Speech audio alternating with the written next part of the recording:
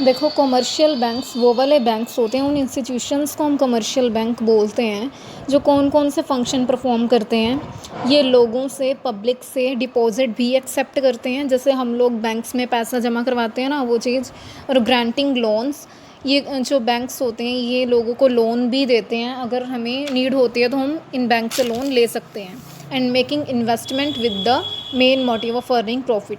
और हम लोग जो डिपॉजिट कमर्शियल बैंक्स में जमा करवाते हैं ये उन्हें आगे इन्वेस्ट करने के लिए भी देते हैं, लोगों को, बिजनेसमैन्स वगैरह को ये दे देते हैं। और इनका मेन मोटिव क्या होता है, ये सारा कुछ करने का, प्रॉफिट अर्न करना इनका मेन मोटिव होता है। हमारे आसपास जो भी हम बैंक हमें देखने को मिलते हैं, जैसे एसबीआई हो गया, पीएनबी हो गया, सेंट्रल बैंक, और आईसीआईसीआई या फिर एचडीएफसी, ये सारे जो भी जितने भी बैंक्स हैं ये सारे कमर्शियल बैंक्स हैं और इनका मेन मोटिव है प्रॉफिट अर्न करना। अब देखो, जैसे जो बैंक हैं वो पैसा कैसे कमाते हैं, ये आपको, वो प्रॉफिट कैसे अर्न करते हैं ये आपको बताती हूँ। जैसे हम लोग हैं, ठीक है, हम हाउस होल्ड हैं, हमने बैंक में पैसा जमा करवाया, हमारी जो सेविंग्स थी वो हमने बैंक में डिपॉजिट करवा दी। और हम पैसा क्यों बैंक में जमा करवाते हैं, हमें बदले में क्या मिलता है, इंटरेस्ट मिलता है ना, ब्याज मिलता है, हमारा पैसा बढ़ता है। तो अब जिस रेट पर बैंक हमें इंटरेस्ट देगा, हाउस होल्ड को बैंक जिस रेट पर इंटरेस्ट देगा उसको बोरोइंग रेट बोलते हैं। उसको बोरोइंग रेट क्यों बोलते हैं, बोरो का मतलब होता है उधार, उधार लेना। तो अब जो बैंक है ना, बैंक्स ने तो हाउस होल्ड से लिया हुआ है ना पैसा, तो इसलिए बैंक उसके ऊपर दे रहा है इंटरेस्ट। तो बैंक जो हाउस होल्ड को रेट ऑफ इंटरेस्ट देगा उसको हम बोरोइंग रेट बोलेंगे। और बैंक ने हमसे पैसा ले लिया, ठीक है, या फिर हम कह सकते हैं कि हमने बैंक में पैसा रख दिया। अब बैंक उस पैसे को क्या करता है, उस पैसे में से कुछ पैसा वो अपने पास रख के बाकी जितना भी इसके पास पैसा होता है वो सारे का सारा आगे उधार पे दे देता है, लोन की फॉर्म में लोगों को दे देता है, बोरोअर्स को दे देता है। बोरोअर होते हैं जो उधार लेते हैं, ठीक है। तो बैंक क्या करता है, उसमें जो हम पैसा बैंक के पास जमा करवाते हैं उसमें से कुछ पैसा बैंक अपने पास रख के बाकी सारा आगे बोरोअर्स को लोन की फॉर्म में दे देता है, लैंड कर देता है। मतलब लैंड का मतलब उधार देना, बोरो का मतलब लेना। लैंड करता है बैंक अब बोरोअर्स को लोन, तो जिस रेट पे वो लैंड करेगा बोरोअर्स को पैसा, उस रेट को लैंडिंग रेट बोलते हैं। और लैंडिंग रेट हमेशा बैंक बोरोइंग रेट से ज़्यादा रखता है, ठीक है।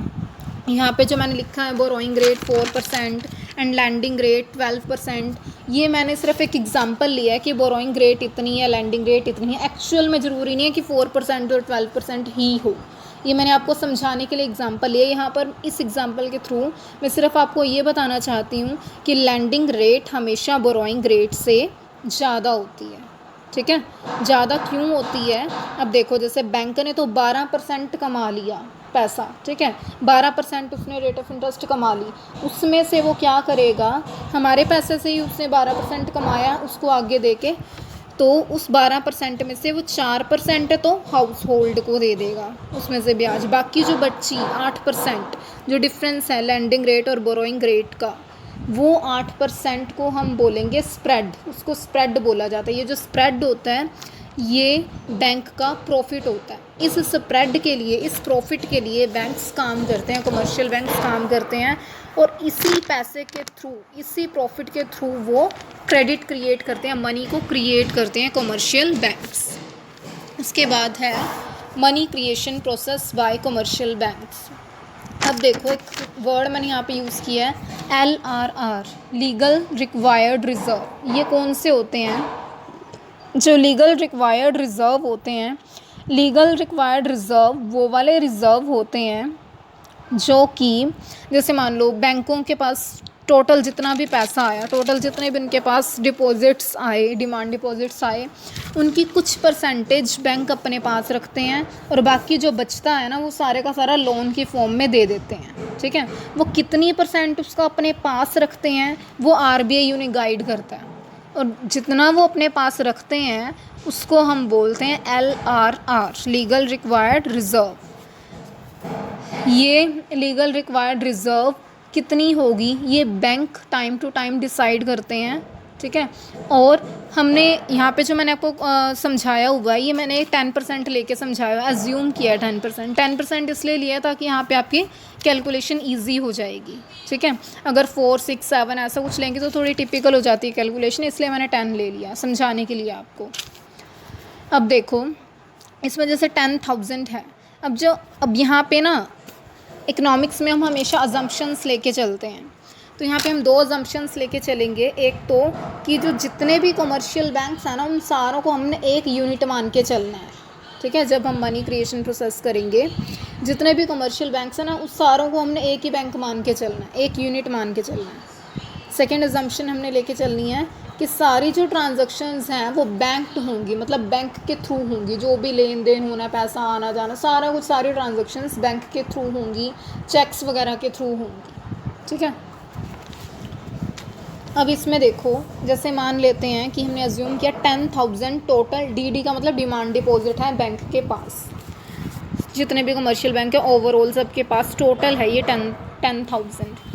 अब इसमें से LRR हमने अज्यूम किया 10%, तो LRR का मतलब है 10,000 का 10% हो गया 1,000 बैंक्स अपने पास रखेंगे। बाकी कितना बचा, 10,000 में से 1,000 गया 9,000 जो बचा वो उन्होंने आगे लोन की फॉर्म में दे दिया, ठीक है।